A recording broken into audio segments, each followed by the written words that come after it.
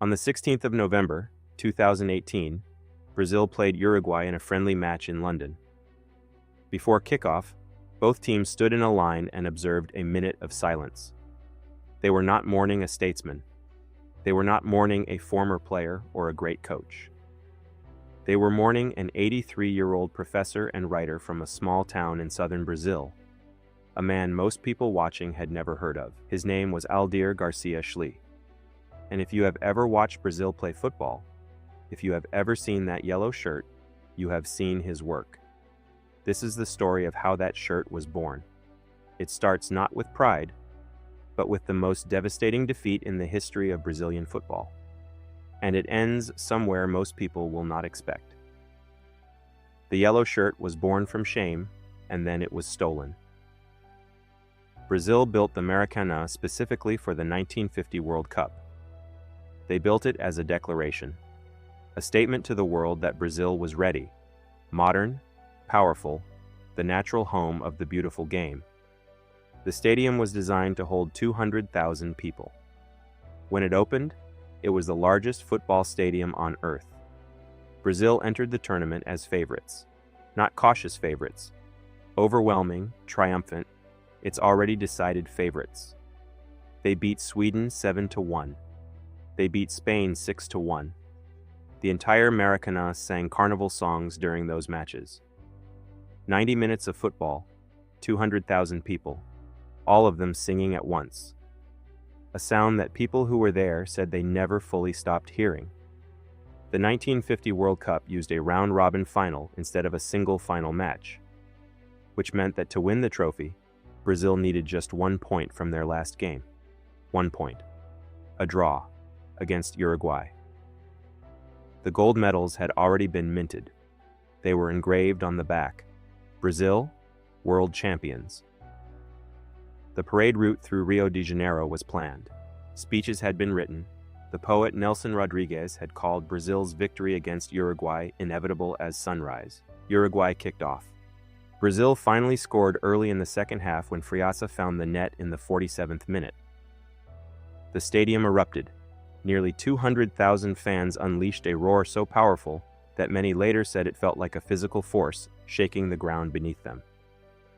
But Uruguay refused to surrender. In the 66th minute, Juan Schifino equalized, silencing some of the celebration. Even then, Brazil still needed only a draw to become world champions. Then came the moment that changed everything. In the 79th minute, Alcides Ghiggia broke down the right wing, cut inside, and fired a low shot toward the near post. The ball slipped past goalkeeper Moacir Barbosa and into the net. The crowd froze. What followed became one of the most famous moments in football history. 200,000 people fell silent at once. The shock was so overwhelming that a Brazilian playwright later called it our Hiroshima. Uruguay received the trophy with little ceremony. Many officials had already left, and celebrations were subdued. Outside the stadium, Rio de Janeiro felt like a city in mourning. Reports spoke of public grief, anger, and heartbreak as Brazil struggled to process one of the most painful defeats in its sporting history. Brazil had lost in their white shirts, and that, the shirt, is where the story begins. Rational people do not blame a color for a football result, but after the Maracanazo, Brazil was overwhelmed by grief. The white shirt became a symbol of defeat and was declared unlucky. Fans rejected it, and goalkeeper Moacir Barbosa carried the blame for decades after conceding the decisive goal. He was shunned in public, refused service in shops, and remembered as the man who made Brazil cry. Even 50 years later, he still sought forgiveness for something beyond his control. Brazil realized it needed more than tactical changes. It needed a psychological reset. The white shirt had to disappear. In 1953, the newspaper Correio da Manhã launched a nationwide competition to create a new national team kit. The design had to include all 4 colors of the Brazilian flag: yellow, green, blue, and white. More than 300 entries were submitted. Alcides Ghiggia was born in Jaguarão, a Brazilian border town where life blended naturally with neighboring Uruguay. Fluent in both Portuguese and Spanish, he grew up surrounded by people whose identities crossed national borders. On July 16, 1950, the day of the Maracanazo, 15-year-old Aldir was in Uruguay watching a movie when the screening stopped and an announcement revealed Uruguay had defeated Brazil in the World Cup. Although saddened by the loss, he later admitted he believed Uruguay deserved the victory because the team appeared better organized and more determined. Years later, while working as a newspaper illustrator in Pelotas, Schley noticed a national competition to design Brazil's new football kit. The challenge was to incorporate all 4 colors of the Brazilian flag. He carefully sketched around 100 different versions, experimenting with ways to balance the colors across the shirt, shorts, and socks. Eventually, he found the perfect solution: a yellow shirt with green trim, blue shorts, and white socks.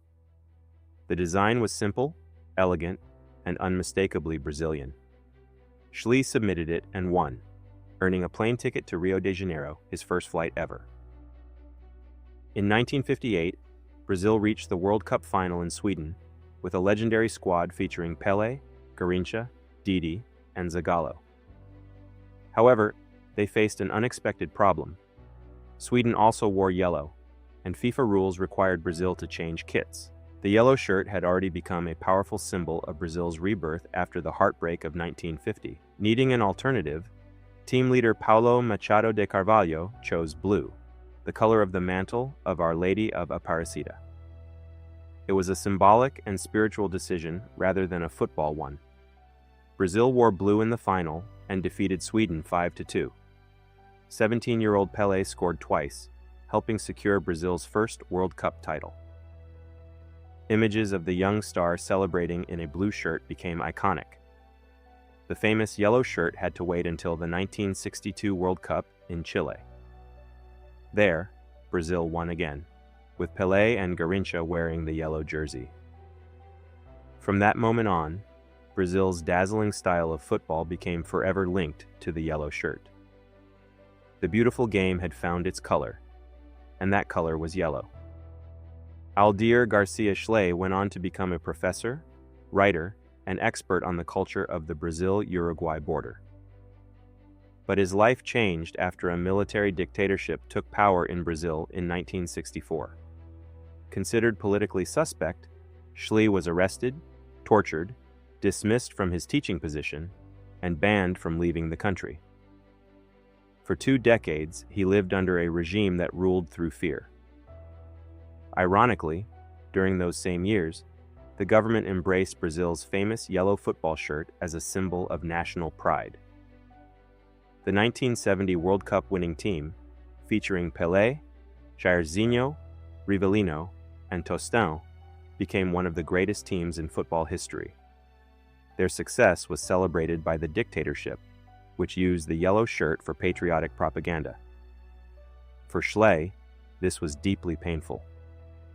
The shirt he had designed at 19 to help Brazil recover from national heartbreak had become associated with the government that had imprisoned him. Though he never lost his love for football, he continued supporting Uruguay. Aldir Garcia Schley died on November 15, 2018, at the age of 83. The following day, before a friendly match between Brazil and Uruguay in London, both teams observed a moment of silence to honor the man who helped create one of football's most iconic symbols. Schley often said he was not motivated by nationalism when designing Brazil's famous yellow shirt. To him, it was simply a design challenge, combining the 4 colors of Brazil's flag into one elegant kit. After sketching around 100 versions, he found the winning design and received only a plane ticket as his prize. Yet his creation became one of the most recognizable shirts in sports history. Ironically, Schley later suffered under a dictatorship that used the yellow jersey as a symbol of national pride. He spent much of his life writing, teaching, and supporting Uruguay, the team he believed deserved its famous 1950 victory. Today, people see the yellow shirt as a symbol of Brazilian football greatness. But behind that color lies a remarkable story of creativity, sacrifice, and contradiction. Aldir Garcia Schley, 1934 to 2018. Designer, journalist, author, professor. Creator of the Camisa Canarinho. He rooted for Uruguay. What other national symbol has a hidden history that most people don't know? Tell me below.